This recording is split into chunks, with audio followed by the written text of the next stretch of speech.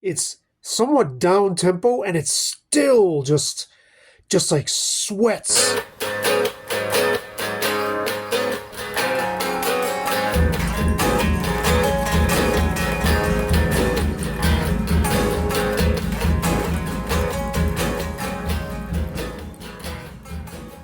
Hey, welcome to Feedback Def. I'm Sabby Arcade, the apostate music journalist. Van Halen's Diver Down. I've come across over the years several instances of people saying that this album is insubstantial, it's half cover tunes, it's half-assed, there's not really much of an album there, and I don't want to mistakenly extrapolate the individual people and reviews that I've come across and make the leap or the assumption that this is sort of like the mass consensus on this record, because just because a handful of critics say so doesn't mean that's what the masses think. And the album is, according to Wikipedia, certified 4 times platinum in the US as of 1998. So it's no slouch, right, in terms of sales. I will, however, refer to the original Rolling Stone review of this record that ran in 1982 by a then contributor named Park Puderbaugh. I hope I'm pronouncing that correctly. Strip away the 4 cover versions, the 3 brief instrumentals, and the minute-long goof on Happy Trails, and Van Halen's 5th album, Diver Down, suddenly seems like a cogent case for consumer fraud. Van Halen, it appears, is running out of ideas. There's more Excelsior here than in a shipment of glassware. I'm not sure what that means, but you get the point. I also have friends who have basically expressed the same thing.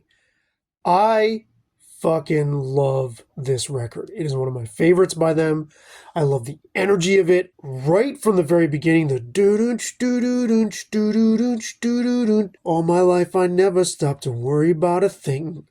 Even the little just like exudes like life force, right? There's just something so vital about these guys. And they are in full swing here. The only thing I don't like is that stupid Happy Trails acapella thing at the end, which is totally goofy. You look at the track listing. I remember being a kid and looking at the track listing and going, oh, there's a song named Happy Trails, and then it's that, which I think sucks. But the fact that it's half covers, so what? These guys were known.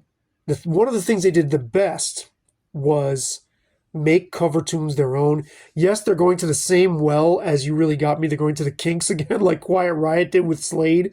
But it's okay, because that version of Where Have All the Good Times Gone, man, it is just it's somewhat down tempo and it's still just like sweats like assertiveness and just this hunger. Love it. Look, these guys were not known for being especially prolific.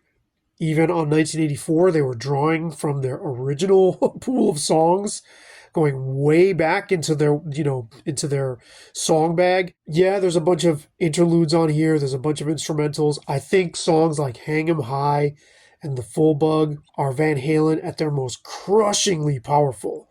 I mean, just going for it. So whether they were short on material or not, they showed up in terms of attitude, execution, like I said, energy. I absolutely adore this record other than the last tune. I think the Roy Orbison cover is, again, they put their own stamp on it. They make it their own. They reinvent the song beautifully. I think even Dancing in the Street, killer song.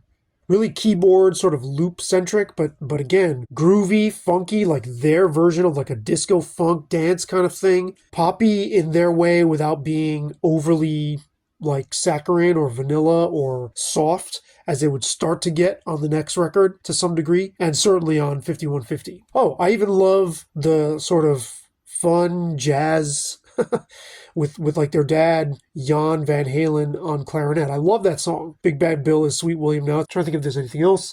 Secrets, Intruder, little guitars. I mean, that intro to little guitars,